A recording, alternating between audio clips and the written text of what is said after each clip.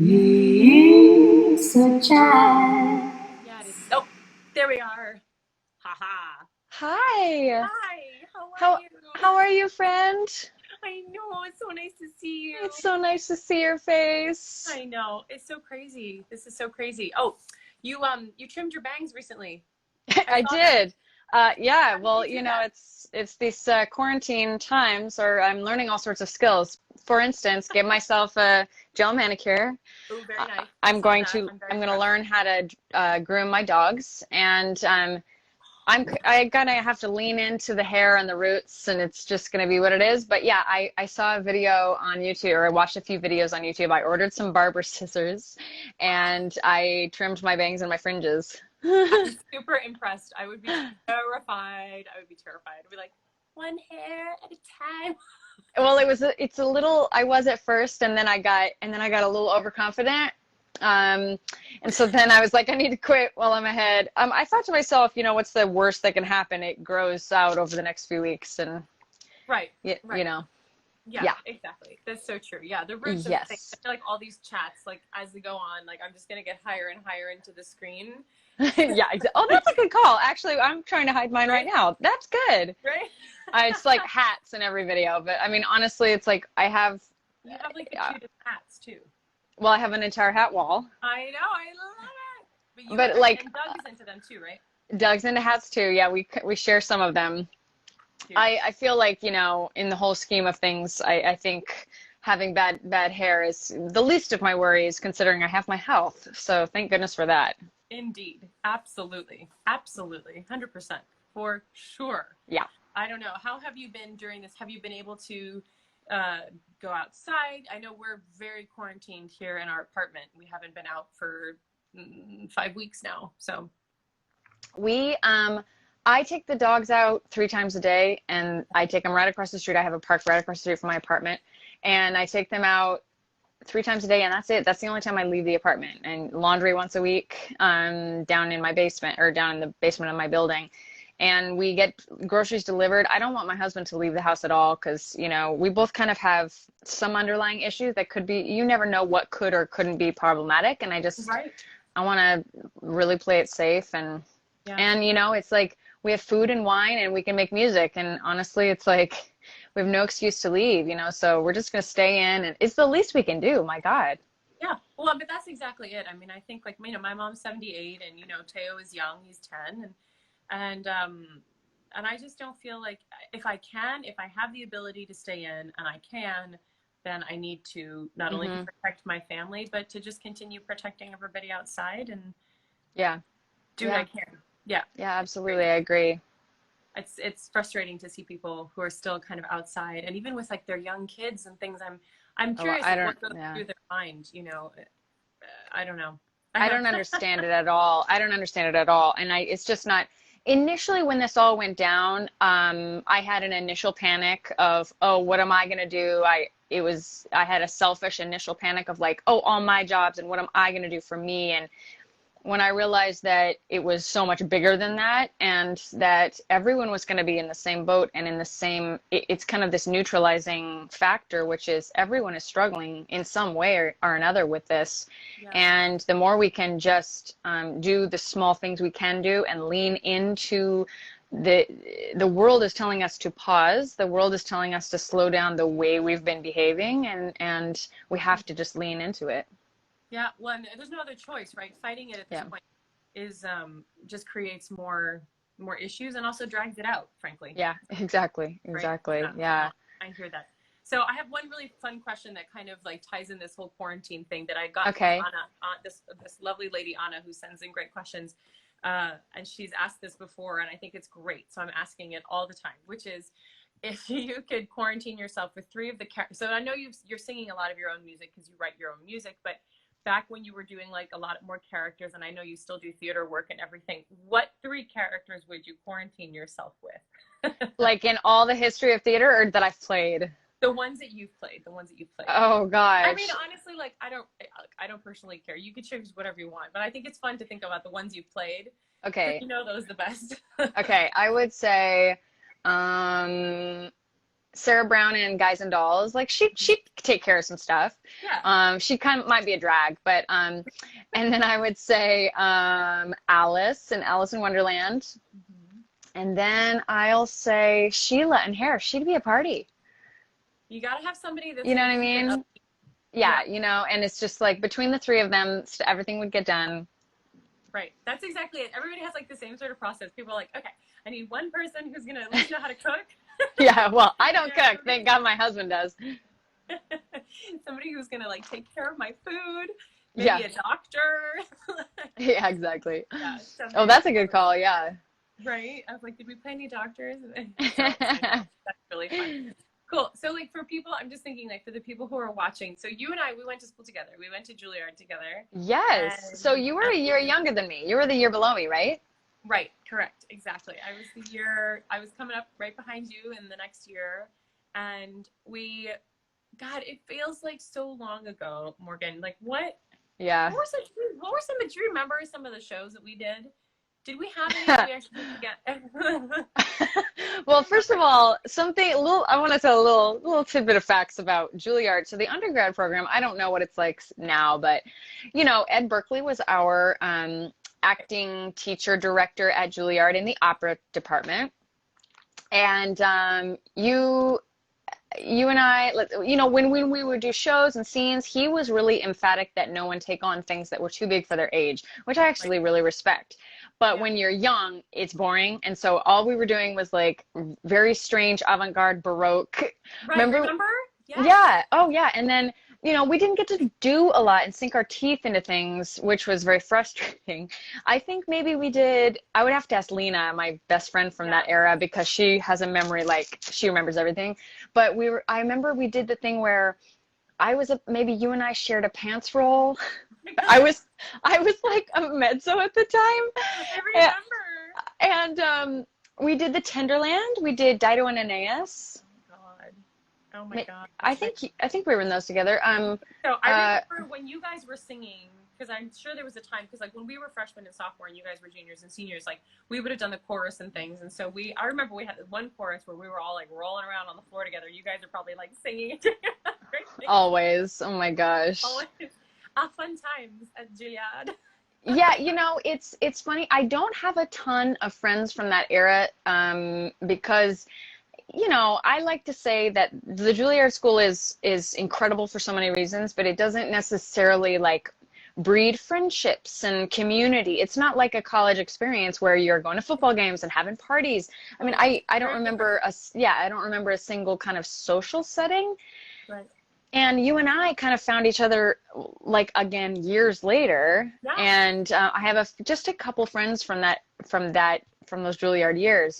It's a strange kind of situation. But whenever I see people from Juilliard, I'm like, you survived.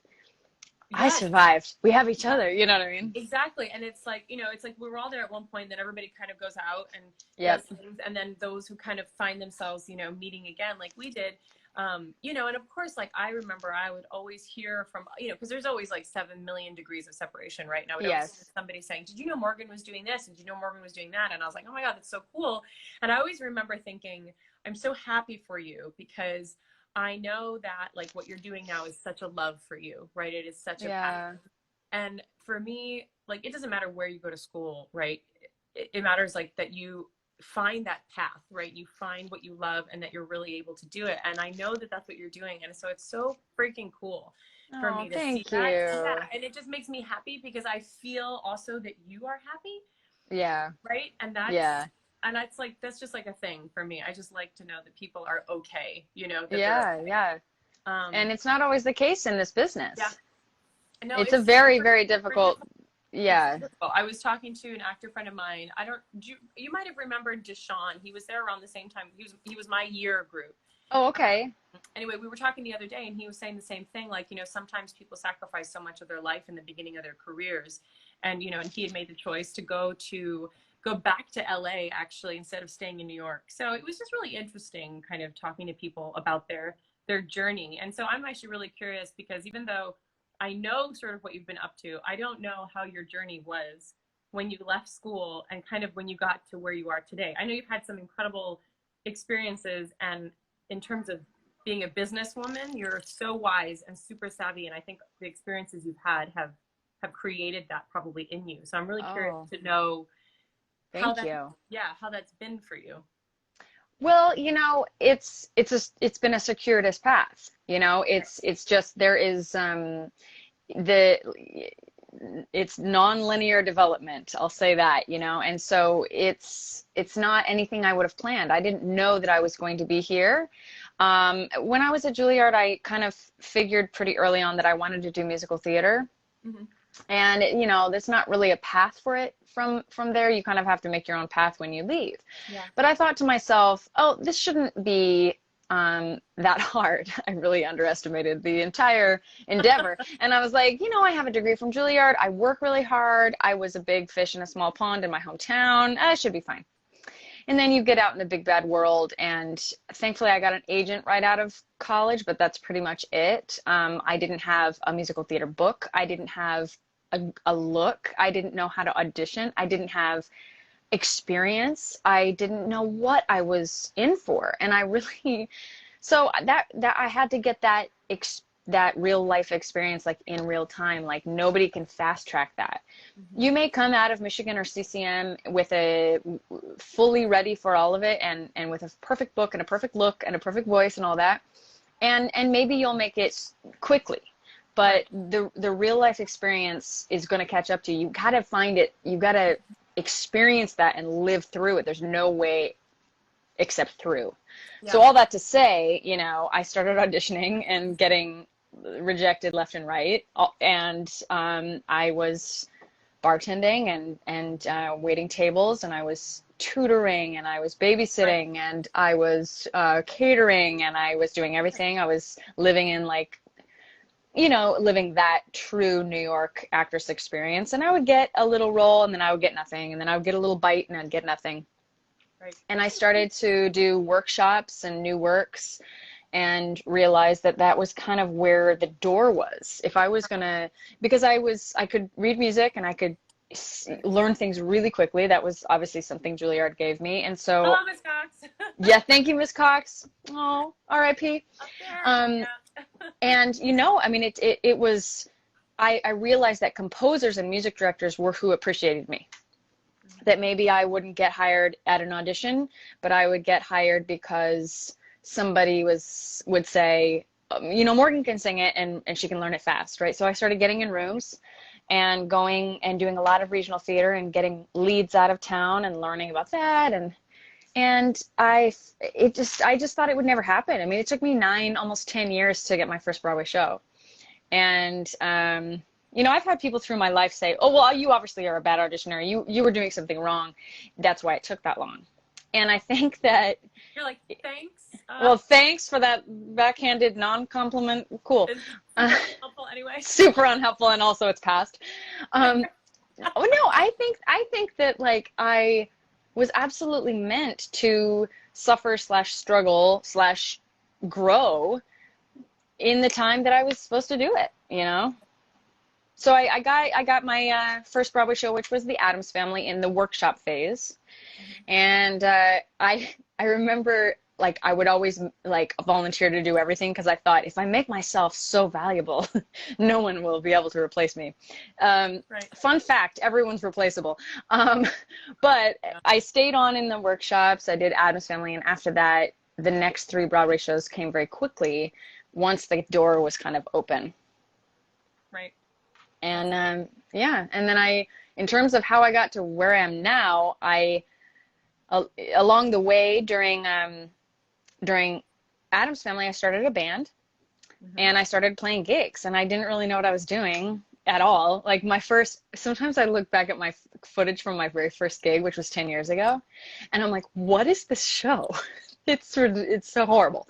But I was trying something. I was trying to see what people liked, and when I would do shows, people would say, you know what, you should do that.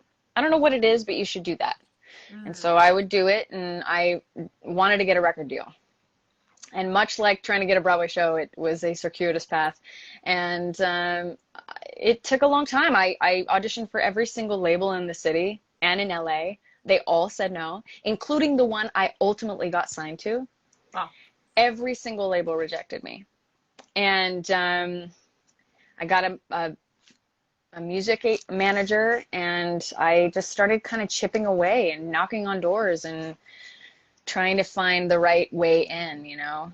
And then am I saying too much about this? Is this boring? No, no. Okay. I mean, I'm super enthralled. So I'm Okay. like, I love it. I think because for me, like, you know, again, people know like what you're doing now, and I think some people will know a little bit about your path, like what they read in a bio, you know, where they say, oh, she went here, here, and here, and she had a break here, here, and here, and it's like, but the path is so different for everybody. Yeah, it's and so also, different. and how you live it is also, like, for me at least, I find it really interesting. So I'm enjoying it. Please tell me. Oh, good. Okay. Yeah. Well, you know, I when I did Motown the musical, where you know, ironically, I had maybe the smallest part I've ever had. I barely did anything because I played, you know, the white people, and but it was probably the most influential job I ever got, because I met, you know, Berry Gordy Jr., who's the founder of Motown Records, and he took me under his wing and introduced me to Doug Morris at Sony, and introduced me to L.A. Reid, and introduced me to all these people, and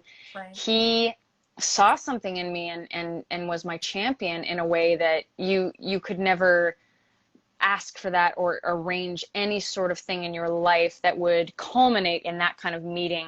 It was a chance and very, very lucky meeting that I met Mr. Gordy, and that he loved me the way that he does. And at one point we were having a chat, and I said something about wanting to make records and wanting to get a record deal. And he just put that thought away in his mind, and months went by. He came to see me do a gig in New York, where I swear there were maybe 20 people in the audience. And he came like in secret, like all camouflaged and everything, because he's, you know, he's all fancy. And afterwards, he basically helped me and arranged for me to have the meetings that ultimately led to my record deal. And, you know, it's just, it was the right place, the right time, the right combination of personalities. And then I started making records. That's so great. And you write music. I do, yeah. And so, like, how do you, like, that terrifies me, like, as a It's terrifying. Yeah. So how did you, or how do you, and how did you kind of get through that and, like, feel sort of confident about your actual, not only your, I mean, your voice you feel confident with, like, how could you not, my God, right? But, like, your actual, like, the composition voice, like, how do you go there? You know, writing music is, I think it's really, really difficult. I worship songwriters, and I think that it's such a difficult task, because there is no one can tell you it's a wrong or right way to do it, right? So you don't get to the end of the task and say, there, I finished this perfect song. It can always be molded and twisted and turned, and that's you sitting in front of a blank page, and you have to turn it into a work of art, and that's the best thing about it and the most frustrating thing about it. Yeah. I think that over time, at the beginning, I was very scared, and I was very nervous that my ideas weren't good enough. And now over time, I have the confidence in my poetic voice and in my melodic voice that I'm not afraid to be wrong at it. I'm not afraid there's tons of really, really bad songs that I've written, dozens and dozens and dozens. And, you know, that's, again, the only way through, you know, is that's the process, right? You can only, you have to have both sides, right? You have to. And, you know, my husband is my songwriting partner, and he had written songs for many, many years before me. So he would say, you know, it doesn't have to be precious. It doesn't have to be perfect. Let's just try. Let's just go. Yeah, just do it. Just do it. If you don't like it, throw it away. And so as a perfectionist, it's been a great exercise for me in saying, you know, and there doesn't have to be a purpose, and there doesn't have to be a reason. And the ownership of being able to just write something just for me, and I don't care who hears it or sees it or likes it, is like an incredibly freeing feeling. That's amazing. I think that's so right on. That's so right on. It's like, it's a thought that I've been thinking about a lot. I think in general, it's that feeling of, I mean, I say it to my 10-year-old all the time, or my almost 10-year-old. He's got stuff to do. He's like, I have an idea. I just tell him, just do it. Yeah. Get on it. Get started. Yeah. Just do it. Just start it. And he's like, I want to make a picture, you know, for school or whatever about blah, blah, blah. And I have this idea and this, I want to do this. Just do it. Get it on the page. Put it down. I was like, you can always change it later. Like, get it going. Yeah, absolutely. You know? Absolutely. That's so cool. And I'm several always of the, so several of the things I've done in my career, and people ask how, I didn't have a laid out plan for many of the things that I've done in my career. Particularly the things that I either made or created or produced myself. I didn't have a plan. I just had an idea and I didn't let it go. I just held on to the string of the kite, and I was the last man standing. And honestly, it doesn't mean I'm the best. It's not, any one of these creative endeavors that I've done, I'm not the best at it. I'm just the last man standing. You sure are. You sure are good. Well, thank you. Let's get real here. I mean, come on now. You didn't just outdance everybody on the day dance-a-thon thing. Come on, you out sang them and sold them and all the. It's so good. Well, thank you. So thank you. Okay, you have a concert tomorrow, don't you? I do. I've been doing twice a week online concerts on Stage It, and it's an incredible platform. Yeah, you can tune in for 50 cents, and tons of artists are giving online concerts. And Doug and I are doing a concert usually every Wednesday and every Saturday at 5 p.m. That's awesome. Okay, so then everybody basically has to do this. They have to have their computer on the Met screen, because we have this epic Met concert tomorrow, and I think I'm singing at 4:30, which is perfect. Amazing. I was really worried. I was like, oh my god, let's not, because I want to hear your concert. So I was like, well, I have plenty more. There's plenty more. No, but still, I was like, I want to be done. I was like, can I be done? What are you singing? I think I'm gonna sing Somewhere from West Side Story, actually, which is funny because of course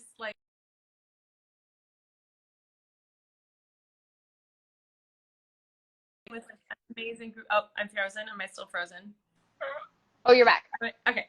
We did West Side Story in Philly together with Yenny. Yes, we did. With, so many kind of incredible people, and that's what you sang in West Side Story. Oh yeah.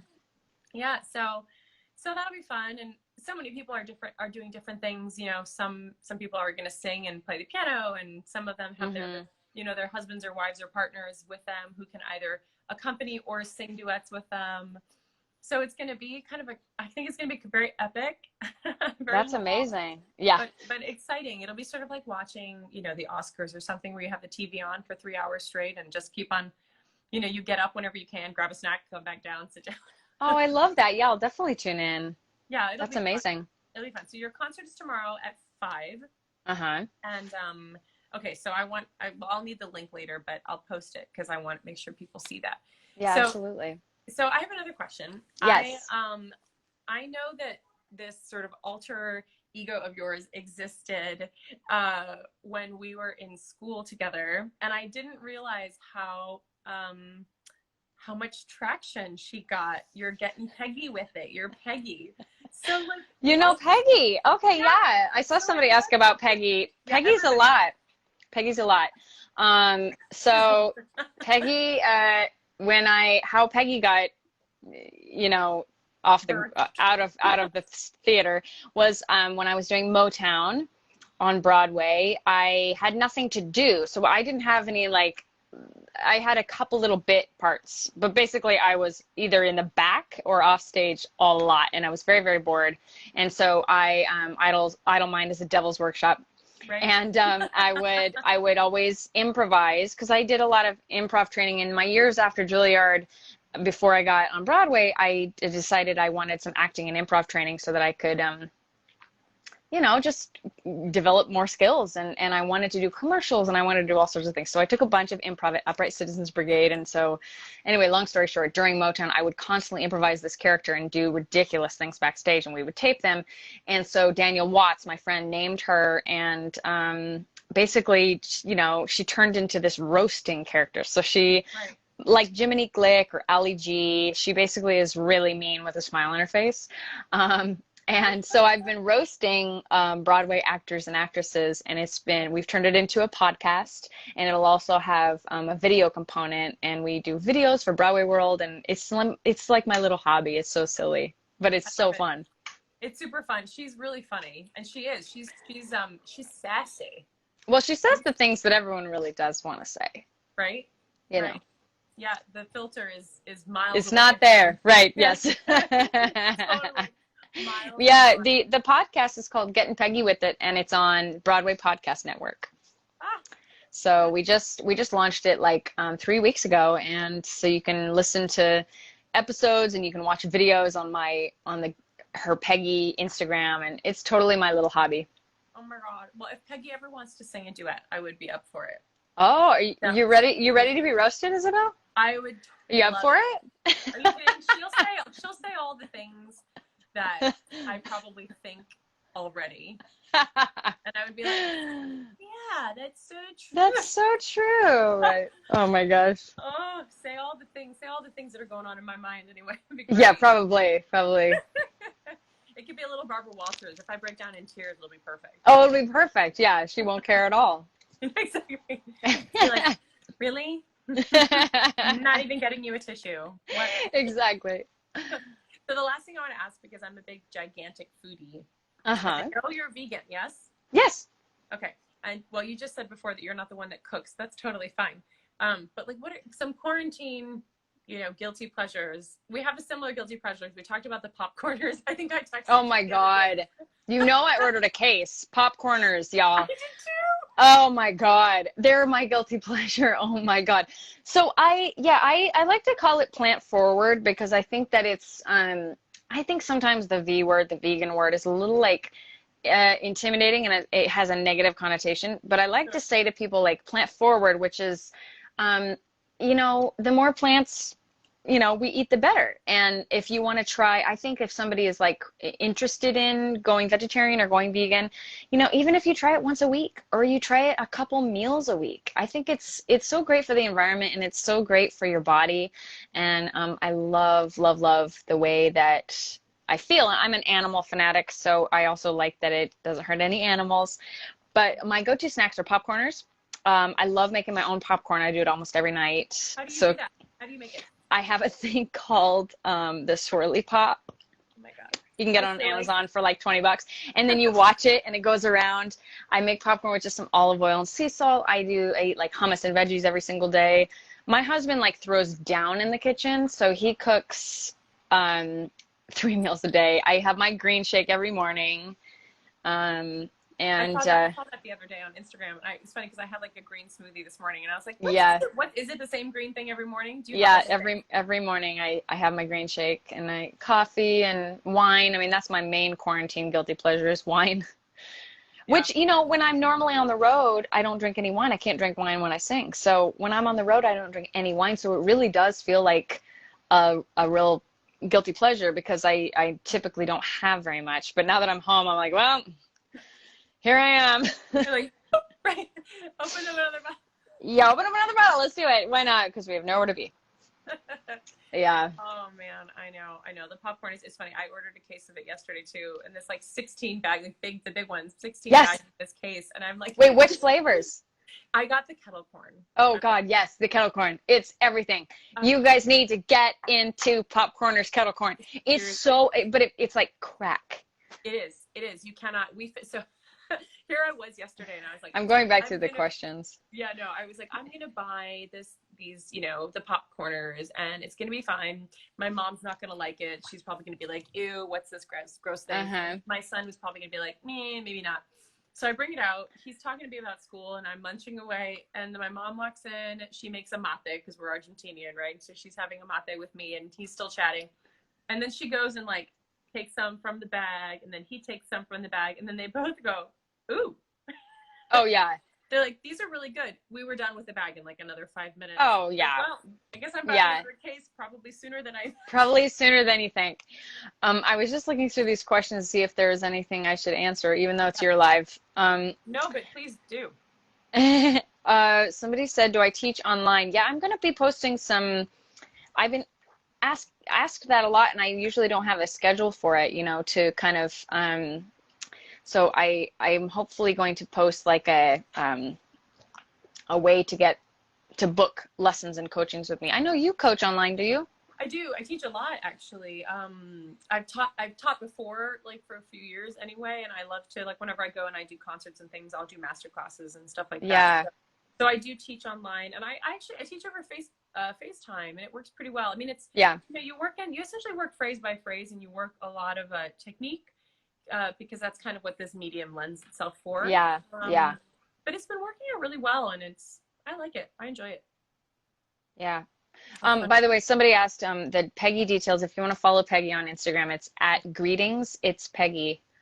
That's my and then the other place to follow me is at She Is Risen, which is my all-female Jesus Christ Superstar project, which I just released last week. I was gonna say I wanted to mention that. That's Yeah, amazing. How did that come up? Just last question. How did that come about? well, I've been working on it for the last 3 years. I produced an all-female Jesus Christ Superstar like in concert with an incredible all-female orchestra or band, all-female cast of superstars like Shoshana Bean and Orphe and Debbie Gravitt and Shayna Steele, all these incredible people. And when it got done, we sold out the Highline Ballroom, and I thought in my mind, well, I would really love to produce a concept recording of Jesus Christ Superstar. And I played Jesus. So I started the task. I put a team together, and I raised the money through Pledge Music and some private investors, and we went into the studio with a full all-female orchestra, all-female creative team, cast. It was incredible. And then Pledge Music went bankrupt and took everybody's money. Oh my God. And this happened last year. Wow. So it's taken me a lot longer to get this project into the light of day. However, I am not easily deterred. So I am, again, last man standing. You just got to outlast everybody else. And so last week I released volume 1, which is 5 tracks, and it's got 5 of the hits. So if you want to go find that, it's called She Is Risen, and I'm really, really proud of it. It's fantastic. It's so cool.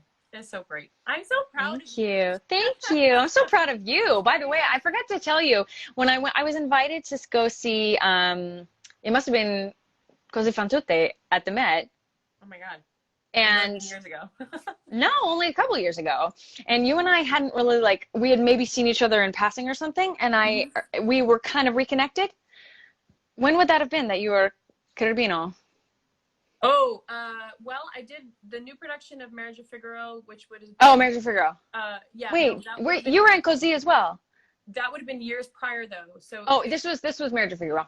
So there would have been a production in 14, which was the new production the first year we did it, and then maybe 16 or 17 or something like that. So I got invited, someone's guest went, and I opened up the program, and I said, oh, my schoolmate's in it. And they were like, Isabel, it's your schoolmate? They were like, they thought I was so cool. And I was like, yeah, she's my friend. And and honestly, I knew you were always working through the years, but I swear I looked up one day and you were as big as a building on a billboard, and I was like, oh my gosh, superstar. You're just such a goddess, such a badass, and a super mom, and it's just amazing and beautiful. I mean, I could go on and on. Well, I feel the same way about you. And you're a mom to your gorgeous puppies. Yes. Maybe they're right. They're sleeping right here. Come here, Uni Bear. You do know that when you give them their trim, I want to see the progress. Look, I just woke her up. Oh, I mean, she smells so good. Oh. I just want to eat her up. Oh, she's so cute. I truly want to eat her up. Morgan, thank you so much for chatting. Thank you, darling. It's selfishly so nice to just see your face and have you kind of to myself, sort of to myself. I love it. I love chatting with you. I really appreciate it, really, very much. So please stay well and send my love to everybody. And I'm stay safe. Tomorrow, stay safe. Exactly. All of those things. Yeah. I love you, girl. You too. Be well. All right. Okay. Good luck tomorrow. Have fun. Thank you. You too. All the things. Yes, you too. All right. Bye. Oh, yay. Morgan's awesome. So yeah, we should do we should have a Peggy roast. That'd be really fun. I might cry, but that's okay. You guys, thanks so much for joining me again. I will be back on Tuesday of next week. I'm going to try and do Tuesday, Thursday, Saturday. So you can kind of put that down if you want. Oh, I have a hole in my shirt. Tuesday, Thursday, Saturday. And stay tuned and go to my YouTube channel, because I am posting all of these conversations now on YouTube, so you can go back and watch them again. So sending much love. Stay safe. Oh, I love it. Oh, you can handle Peggy. Awesome. Thank you for that. If I can handle a 10-year-old, I can handle Peggy, right? All right, you guys, sending you very much love. Wash your hands, stay safe, stay healthy, and I will see you next week on Tuesday.